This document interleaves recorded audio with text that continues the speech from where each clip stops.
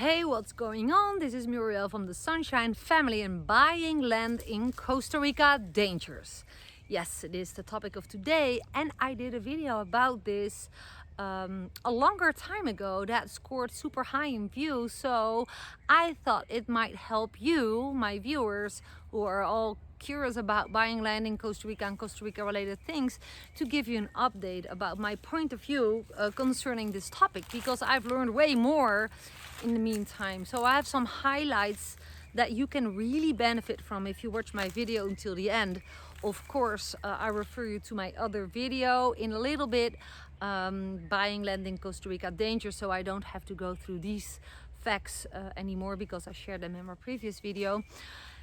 First of all, because before I'm gonna dive in what's new, what to focus on to, prevent disasters and, mistakes. I want to invite you to subscribe to my channel. I was a little bit distracted what happened. I thought, what's coming out of that bush? But it's by one of the 3 dogs, lucky. If you haven't subscribed, consider to do so and hit the bell icon. You see a little icon on the screen, you can hit it, then check that bell so you get notified every time I upload a new video or when I go live. It's always Costa Rica related. I'm always here to serve you guys with everything I've learned and based on the questions I received a lot. And yeah, I'm excited to share this behind me. It's not new. It's standing there already for 2 years now, over a year. I lost count. I'm for 4 years in Costa Rica. So if you think, oh, what gives you the right to make all these videos? I'm not the expert. I moved with my family of 4 in 2018, and I really enjoy it still so far living here.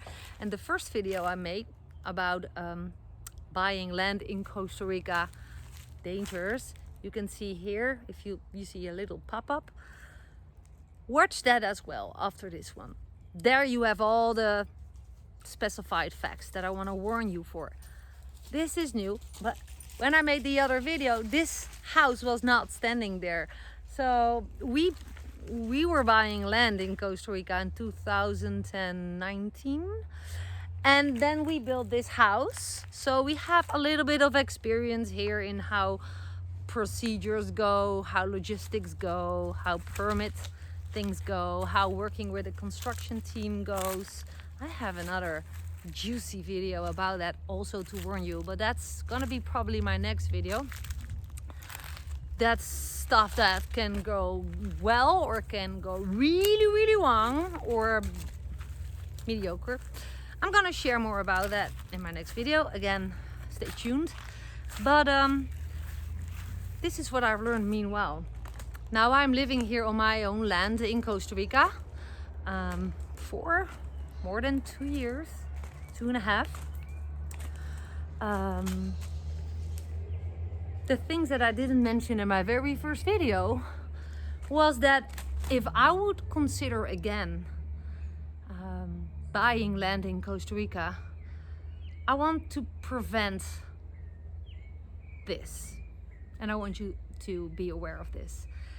If you pick your location, be aware of others also buying land around you. Buying land has not only to do with the value of the land. So there's, okay, firstly, I'm a little bit chaotic today. There is different reasons for buying land. Buying land to live there, buying land for business, buying land to sell again, buying land to put houses on and to rent out, more also business wise. Now what I found out is where we live, we have a big space, right? We have a couple of soccer fields, big, a couple of acres, which is amazing. Still, there's still much more noise surrounding us because we live in an area, we were buying land back then with a lot of space, so we knew there can never come a neighbor putting a house next to ours because we own all the space, which is awesome. I feel privileged.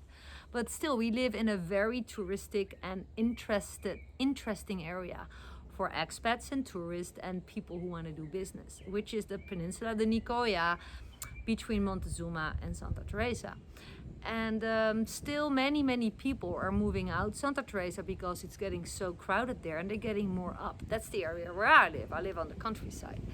And every little square piece on that road up from Santa Teresa, also around us, we see little 1,000 square meters being sold, or people buy a 5,000 square meter lot and make a little lots from it and sell again. So there's a lot of people also buying land in Costa Rica, probably in the same area as you, if you are making a choice to come to that specific type of area where it's interesting for expats with kids, where there's stuff to do, where there's shops, where there's schools, where there's ocean. Like, there is parts of Costa Rica where there's still not so many people. Why? Because it's not really interesting, or it's kind of off grid, or the Wi-Fi is not there yet, or there's reasons why people are coming all together in a specific area. And I must say, I'm not certain. I never regret anything that I did, right? Because everything has its purpose and reason.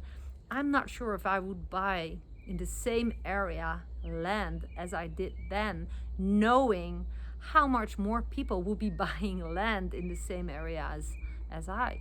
And right now we're still good. There's still lots of fields with cows around us. But the near future is, with all the, Costa Rica is a really amazing country to live in. So many people are doing the same. And here is the big danger. Costa Rica danger. Not danger that you're going to be robbed or something in this case. I made another video about that, by the way. But it's the danger of noise pollution. There is so much construction noise everywhere I go here, but also construction noise comes because more people are buying land, and more people are building houses, and more people are building houses to rent out houses, and all these houses that's going to be built need supplies, and that's being brought by big trucks coming from San Jose and area, and the hardware stores, and the roads, the infrastructure cannot handle it. So there's lots of dust, there's lots of cracked roads because the concrete just cannot handle it, and the trucks make noise, the construction make noise, the cars of the people who are living here now make noise, because people have vehicles, people start moving around, and I'm part of it. Everyone who moves to Costa Rica leaves their footprint. So don't take me wrong, this is not a finger that you do something wrong. It's just making you aware of buying land in Costa Rica as one. At first, a lot of people were buying land in Costa Rica to live there, but it's more and more becoming interesting for investors to buy land in Costa Rica and to sell it, or to build a lot on it and rent it out. There's a big, good market here. But what does that with the joy of living in Costa Rica on your own land after you build your own house, this is an amazing casita, by the way. This is the house of Dirk's mom, and when she's not there, I use this for work as an office, or to learn my Spanish class, etc. But the construction noise, my goodness, if you come to Santa Teresa, and if you're part of the Santa Teresa Facebook group or groups, you see that people getting literally crazy of the noise. There are some rules, like you cannot build before 6 a.m. and after 6 p.m. and no machine work on Sundays. But in many cases, people just have deadlines and just keep on building, and it's everywhere. And basically, on some places, you always hear construction noise, which is scary because it's not just for humans bad, but also for the animals and the jungle. And that's the footprints of humans here. But if I was about to buy land again, and I will, because I'm investing too in all lots of stuff. I'm a businesswoman. I have an online business. I look very laid back, which I am, and I make videos about Costa Rica. But I also coach people. I'm an affiliate marketer. I'm an online entrepreneur. I'm an educator. I make courses. I have a coaching program. I also do real estate. Yes. I also have my own property, and I'm looking at another property in and outside Costa Rica, by the way. But that's for other videos. But my point is, I would choose another part of Costa Rica to buy land to live on. This was a land that we bought to live on, not to invest in, to build, or to rent out. I could easily rent this house out. There's no one there now, but I don't want to hustle. I don't want people walking. I just, I don't need to rent a house out because I make enough and we use this for other purposes, as an office, for example. But yeah, I could easily make $1,000 on this house per month. I know a lot of people make a living with that, and I respect that, but we love to be on our own. We're very on our own. So this land is to live on, but we had construction noise in the past 2 years from the neighbor. The neighbor who didn't do the building construction process as fast as we did. This house was done in 10 weeks, everything. Let's say 3 months, including applying for permits. And this is a small casita, yes. This is very small. This is a one-person house, but really it has everything. But our neighbor took 3 years to build a one-person house, and that house was super huge. There's also a discussion going on, like, what do people need for one person? And that's not my finger at all. People should do what they want, but if everyone wants a lot of space and everyone builds huge houses, there's, of course, it's a question. What do you need? What do you want? Is it really needed? What's polluting the world, etc., etc.? But that's, again, another discussion. It's all things that I hear around me. People are talking about this. Is it really needed? If you are by yourself to live in a huge house, well, who are others to say you can't, right? But this is about dangers of being in noise. The road that goes passing our house is our savior because it's a public road and it's maintained más o menos okay. We don't have holes in the road really deeply and have to knock on the doors of the neighbors to beg to maintain it with us. That's happening with public roads a lot, with communities where people really have wars going on because they were all buying land in Costa Rica and they thought, okay, there's private road, but there's wars. One thing, they have to pay more than the other because they're there more often than others, and others say, yeah, but you were 10 people and we were with 1 people, and you were living higher and we were living lower and on the hill, and so that's the calculation of who pays more or less. Are you aware where you are buying land according to the people you have to share the road with, for example? Are you aware where you're buying land in Costa Rica according to, are there many other properties for sale around that property that you're looking at? That means that probably soon it will be sold and you don't know how long they're gonna take and what they're gonna build on it. Perhaps they're gonna build one building on it. Perhaps they have a specific title on the land in Costa Rica, that part where they can build 80% on the land. That's my land, for example. I could build a lot of buildings here. I can make a resort and also create lots of noise with that long construction period. Yeah, I have been thinking way differently since I live here now, very happily. Don't take me wrong, I'm super happy and grateful for this piece of property with 170 mango trees and lots of opportunity here. We can build, everything grows.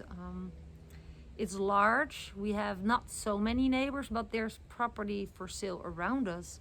And I don't know these people. It's just I'm praying that it's not noisy families, or I also see people have a really hard time with their new neighbors. It's everywhere in the world, so also in Costa Rica.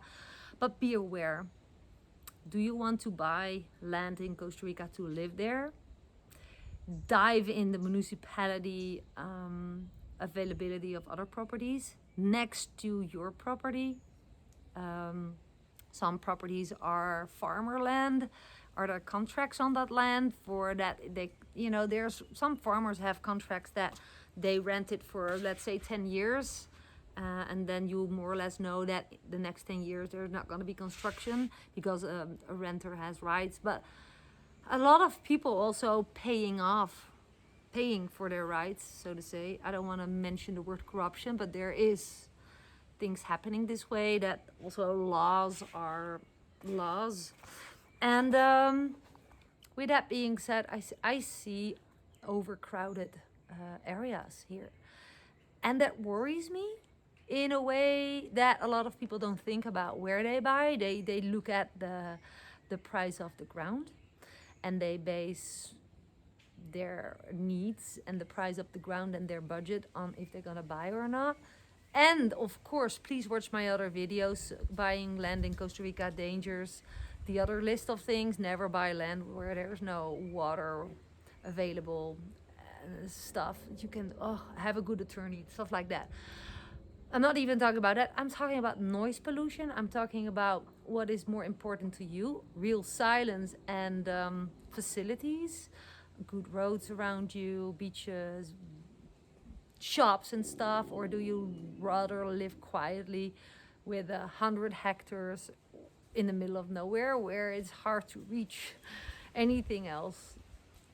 That's black and white, of course, but there's things to think about, guys. Don't feel overrushed with buying land in Costa Rica. Hello, Joey. Because noise pollution is a big thing. So if you have an eye on a property or a house that looks amazing, make a study of what's the neighbors, what's the noise around, are they clubs, are there permits given out? There's ways to check what permits are applied for. Perhaps there is a permit for a lot of restaurants close to your house, and that can create lots of noise as well. I'm just saying this is a different level of due diligence and not always easy to discover. But Costa Rica is a very attractive country for foreigners. I am one of them, and I'm very grateful, very happy with my property. But I have my eye on other properties, and they're in the freaking middle of nowhere. And that interests me for this reason. So I thought I'm gonna make a video about it and share with you, because if you're coming to Costa Rica with a dream to enjoy wildlife, silence, jungle, a lot of things has happened in the past 4 years, especially after the pandemic. Costa Rica has been so gentle and so awesome for foreigners that it is paradise for a lot of people, also for investors, for a reason, of course. But be aware of that. Costa Rica is not, per definition, silence and jungle. It can be noisy, it can be living hell. I live quite well here, and right now there's no chainsaw sawing metal, but I've listened to that for a very long time. It was my close neighbor. She didn't have the budget to finish her project soon. That's her own thing. Again, no pointing finger, but it's like, you have to listen to it, and they have the right to create noise, to construct it, to take 10 years on a construction, really. So I don't want to make you depressed. Let me know if this video somehow helps you. It's not always rainbow sunshine. What I share, this is realistic stuff. It's not just only in Costa Rica. Noise pollution and construction overwhelm that really destroys people's peace and quiet. It's everywhere. When I was traveling back in Vietnam, Southeast Asia, China and stuff, there were towns in Vietnam. There was one construction place because it was an upcoming tourist area. And there was not one night's sleep without a chainsaw making me awake at 5:30 in the morning. Anyways, yeah, with that being said, I'm always here to stand for high value. So let me know, please, if this somehow helped you. And for information about what I teach, what I coach online, what I do online, there's a world of information in the description below. Just go ahead, be curious, and click on one of the links, and be excited to see that everyone can build an online business. And it brought me to moving abroad, and it can bring me everywhere where I want with my business. And yeah, I'm just highlighting. Maybe it's something for you too. Decide for yourself. Check out the description below. Thanks for subscribing again. Your thumbs up, sharing my video with everyone you think may benefit from it. And Joey, you want to say hi? Who is you? No, Joey is hot. Feels warm. I'm gonna say goodbye now. Bye bye. Thanks for watching. Appreciate you.